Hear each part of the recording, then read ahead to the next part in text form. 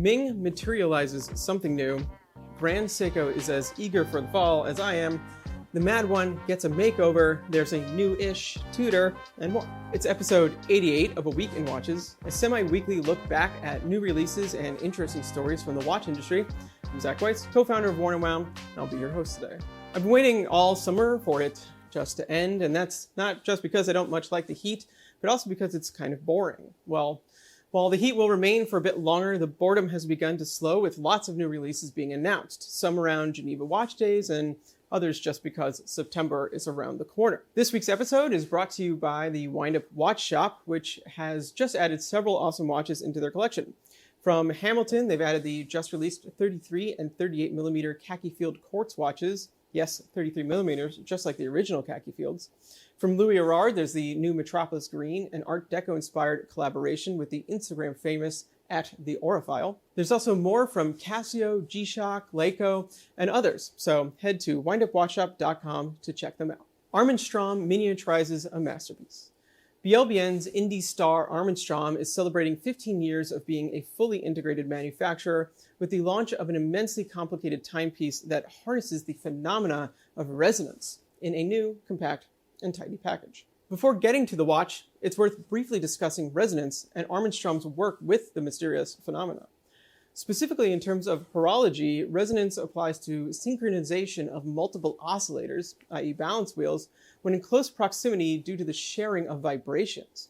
When in sync or in a state of resonance, the oscillators self-regulate for greater chronometric precision. While a concept that dates back to the days of Christian Huygens and was tooled around with by the likes of Breguet, Armin Strom found a novel method of not just achieving resonance, but maintaining the state, which has proven fragile when in a wristwatch. Launched in 2016, their Mirror Force resonance caliber introduced a patented device they call a resonance clutch spring. Visible between two balances running in anti-phase or opposite directions, hence mirror, the pulsating spring acts as a vibration bridge directly linking the balance wheels, allowing for faster synchronization as well as a more robust state of resonance, counteracting external influences. As the caliber features two escapements, gear trains, mainsprings, etc., it's really two movements in one.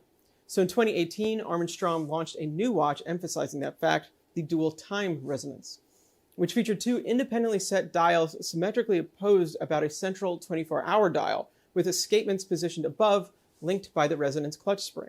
A stunning piece of watchmaking, its ingenuity was matched by its scale, coming in at 59 millimeters across, 43.4 millimeters top to bottom, and 15.9 millimeters thick. It also starts at 180,000 Swiss francs in titanium, topping at 280,000 in all sapphire. And that brings us to their newest launch, the Dual Time Resonance GMT, which takes all of the functionality of the previous model, but shrinks it down into a 39 millimeter case with a slender 9.05 millimeter profile. A dramatic decrease that turns this wild concept into an actually wearable watch. Well, for those who can afford it, but more on that in a moment.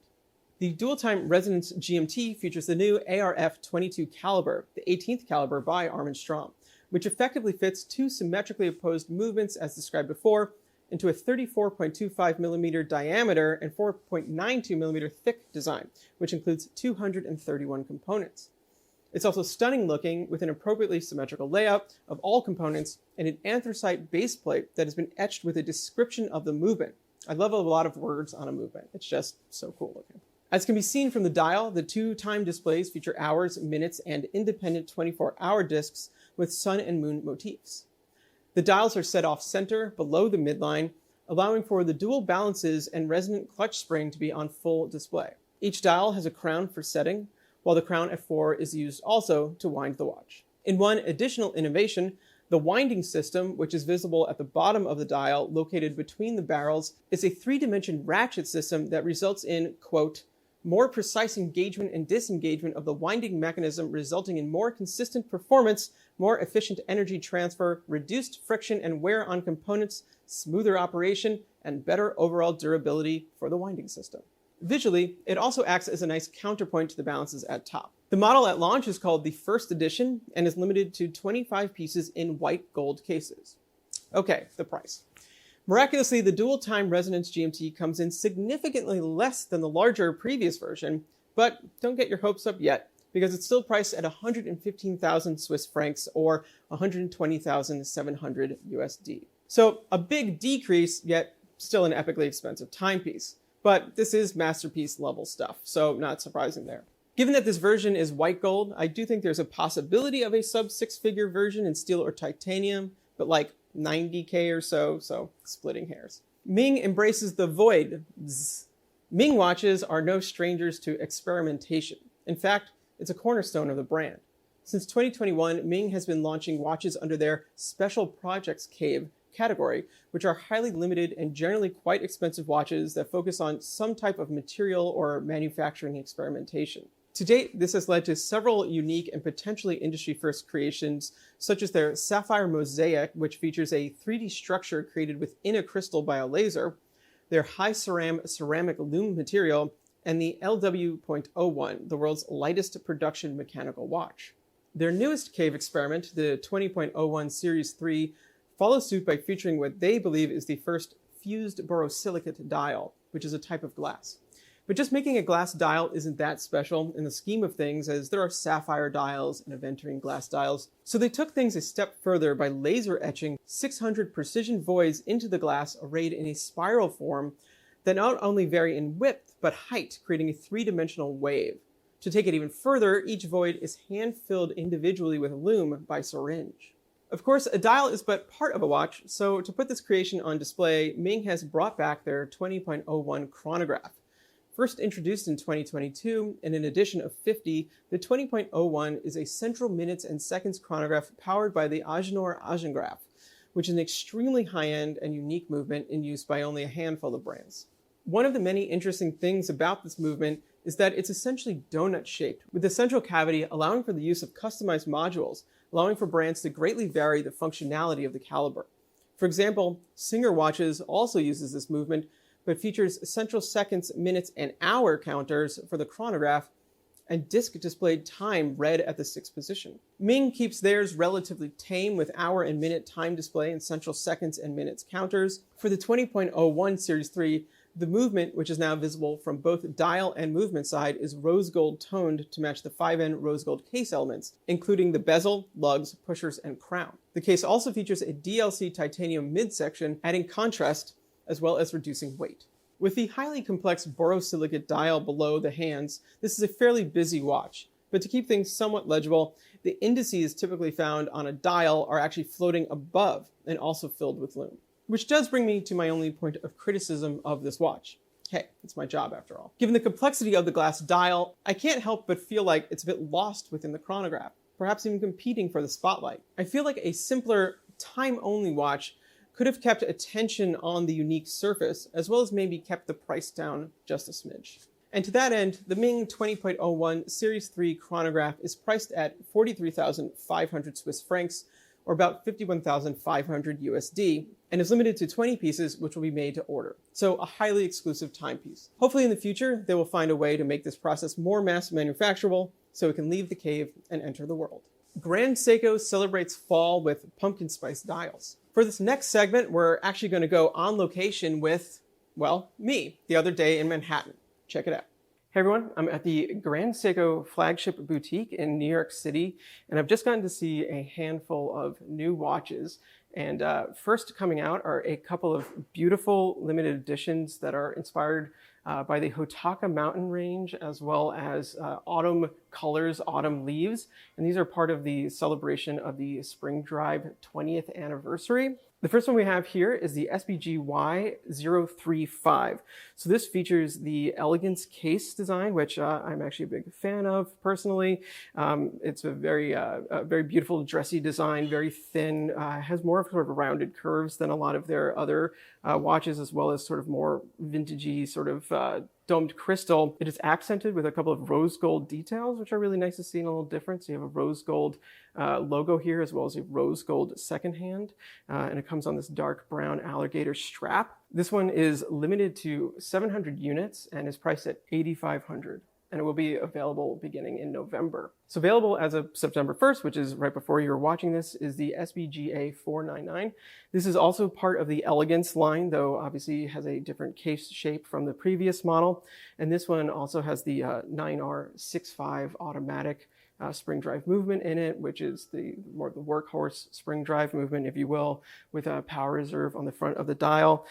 This model also has this incredible sort of deep, rusty autumn color, but without the texture, but it has a beautiful sort of like lacquer luster to it, and it's sort of like a rose gold accent on this as well, but underneath the power reserve, which I don't know, has a pretty cool little pop of color there, as well as a rose gold logo on it. The case on this one is 40.2 millimeters, and it obviously features the bracelet as well. This model is priced at $5,900 and is limited to 1,300 units. Welcome back. I sure hope I did a good job explaining the new Grand Seiko releases, though I wish I had thought of a pumpkin spice joke when we were recording it. Oh well. Anyway, there's more to come from Grand Seiko soon, and let me tell you, I am very excited about it.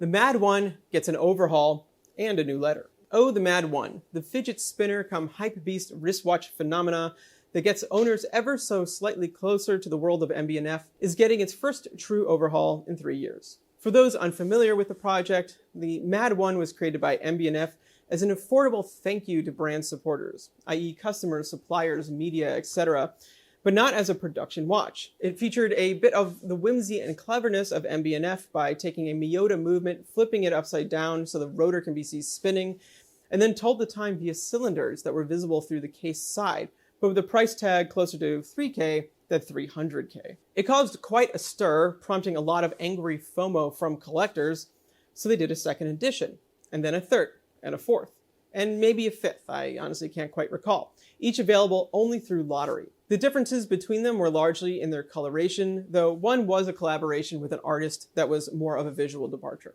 Well, given the success of the project, if unintended, they've decided to make some refinements, all of which can be described by the letter S. First is slimmer. The original Mad 1 watches came in at a towering 18.8 millimeters tall. I never really heard people complain, as the watch is such a novelty that the height didn't really seem to factor, but certainly shaving it down couldn't hurt. The Mad 1 S is now 15 millimeters, so thick, but less so. The second S pertains to the first, single cylinder. In reducing the height, they cut the minute cylinder, leaving just the hour cylinder, but with additional marks for the quarter hour. This definitely makes the watch a bit less legible, though I suppose one could estimate the time within a few minutes like on most one-handed watches. The last S is for Swiss. All previous versions of the Mad 1 used Miyota 9000 series movements. Now they are powered by the La Joux-Perret G101. While I liked seeing the Miyota movement get the respect it deserves from snobs by being used in the Mad 1, switching to the G101 does make sense given the Swissness of the brand and that it has an increased power reserve. It's also very, very similar to the Miyota 9000 architecturally, and both are owned by Citizen Group. So, how do you get one? Well, it's still a raffle, but this time with some new guardrails. To enter, head to shop.madgallery.ch by midnight Central European Time, Monday, September 2nd, 2024, tomorrow, and add the watch to your cart. Check out, and a fee in the amount of the full price will be held on your card. You are agreeing at this point that if you are selected, you are purchasing the watch, no backing out. So only do it if you really mean it. This is intended to prevent bots and flippers from entering. Type Mad 1 into Chrono 24, and you'll see that there are many on the market at any given moment, all hoping for over retail, which, considering how many there are, is likely unachievable. Should you be selected, watches will begin delivery in September and continue until April of 2025. The Mad 1S is limited to 1,500 units and is priced at 2,900 Swiss francs, or about 3,500 USD. Studio Underdog and Moser share their mutual passion fruit.